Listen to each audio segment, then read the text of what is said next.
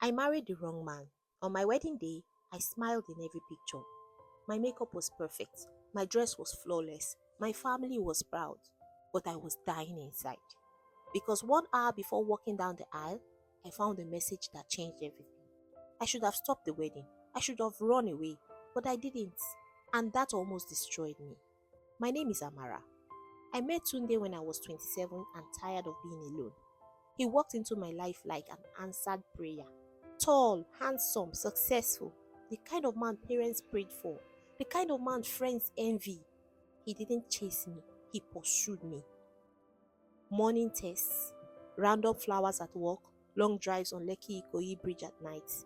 He listened when I spoke, he remembered small things. And for the first time, I felt safe with a man.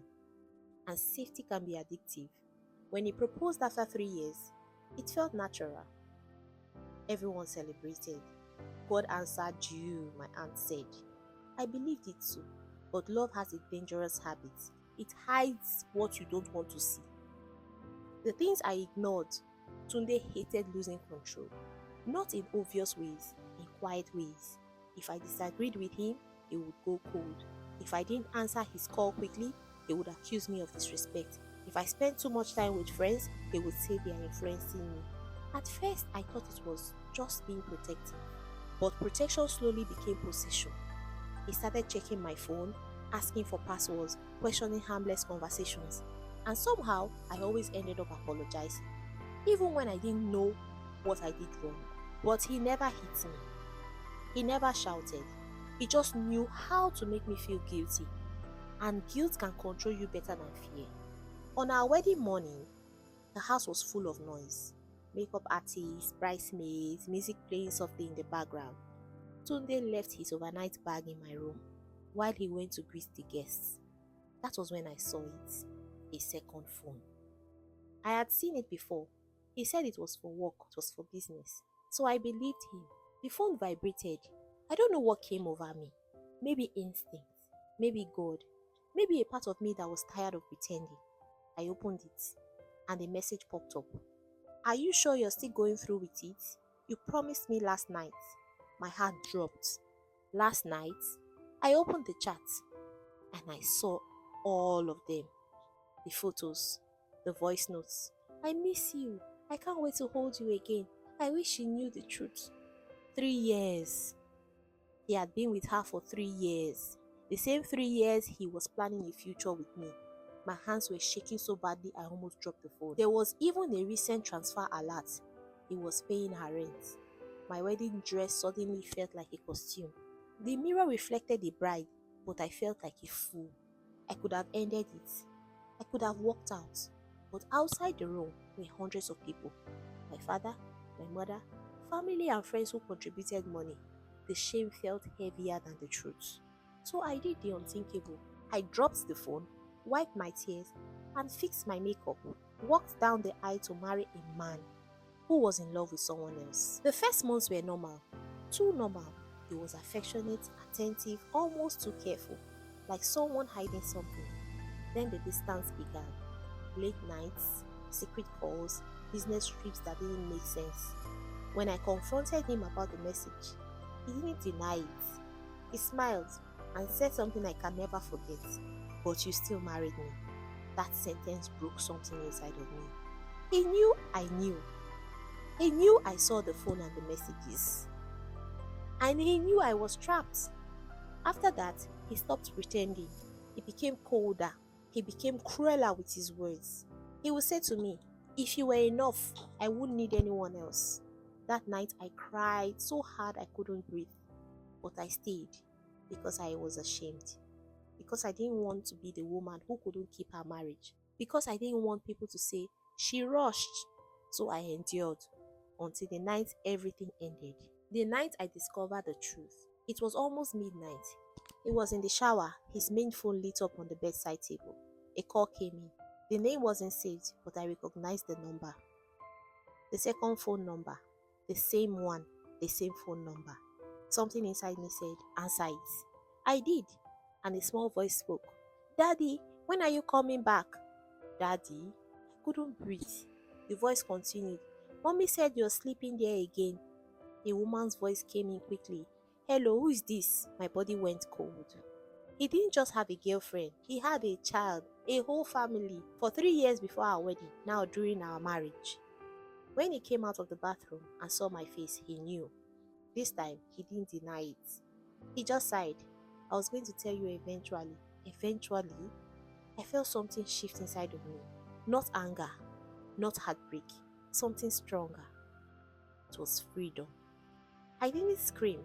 I didn't argue. I packed slowly. He watched me. You won't survive without me, he said calmly. And that was when I understood everything. It was never about love. It was about control. I looked at him and said, I would rather struggle alone than live controlled. And I walked out. No dramatic music, no applause, no support. Just me and the quiet strength I should have trusted on my wedding day. People talked, they blamed me, they blamed him, they asked questions, but I stopped explaining because healing doesn't need an audience. It took time to rebuild myself, to stop feeling foolish, to forgive myself for ignoring the warning signs, to trust my instincts again. And when I look back, I don't ask why did he do it. I ask, why didn't I listen to myself? I didn't marry the wrong man because I was stupid. I married the wrong man because I was afraid. Afraid of starting over, afraid of embarrassment, afraid of disappointing people. But the real disappointment was abandoning myself. If I could go back to that wedding morning, I would choose differently. But maybe I need that pain to learn this truth. The right love will not confuse you. It will not compete with secrets. It will not make you shrink. And if your spirit feels heavy before I do, then don't do. Sometimes, the bravest thing to do is walk away before the music starts. If you're listening to this right now and something in your relationship doesn't feel right, don't silence it. Peace does not come with anxiety. Love does not come with constant fear. And marriage is not a prison you must endure. I married the wrong man, but leaving him was the right decision I ever made. After I left my marriage, I didn't think I would love again. Not because I didn't want to. I just didn't trust my own choices anymore. And for a long time, I kept my life simple. Just work, home, quiet weekends, no dating apps, no introductions from friends. Whenever someone asked if I was seeing anyone, I would smile and say, I am focusing on myself. The truth was, I was afraid. Afraid of missing the signs again. Afraid of giving my heart to the wrong person.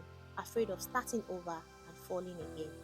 So I chose peace. And for a while, peace was enough. Then one evening, something small happened. It was raining heavily after work. I ran into a small cafe just to wait for the rain to slow down. The place was crowded. The only empty seat was at a table where a man was already sitting. I hesitated. He looked up and said, You can sit, I promise I don't bite. I almost laughed. Something about the way he said it felt easy. His name was Daniel. We didn't talk about anything special, just small things. The rain, work, how everyone in the city always seemed tired. There was no flirting, no trying to impress each other, just conversations. When the rain stopped, I stood up to leave. He didn't ask for my number, didn't make it awkward. He just said, It was really nice talking to you. Take care of yourself. That was it. And somehow, that small respect stayed with me. A few days later, I went back to the same cafe and he was there again. This time, he smiled like he was genuinely happy to see me. And that was how it started. Slow, no pressure, no intensity. With Daniel, everything felt calm. The hardest part was telling him about my past.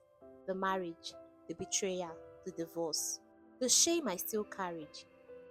I remember watching his face as I spoke, preparing myself for the moment he would become uncomfortable or distant. But he didn't. He just listened. And when I finished, he took my hand and said quietly, You went through something painful, but that doesn't make you damaged. It means you're strong enough to leave when you needed to. No judgment, no questions about my ex, no insecurity about my past. Just acceptance. Daniel never tried to control me, never checked my phone, never made me feel like love was something I had to earn. With him, love wasn't overwhelming. It was steady. It was kind. It was peaceful. And for the first time, peace didn't feel boring, it felt safe. 2 years later, he proposed. No big crowds, no grand surprise, just the two of us sitting in the same cafe where we first met. And this time, there was no fear in my heart, no doubt, no heaviness, no voice telling me to run, just a quiet certainty. I didn't just leave the wrong man, I healed enough to recognize the right one. Because sometimes the love that breaks you teaches you how to choose the love that finally feels like home.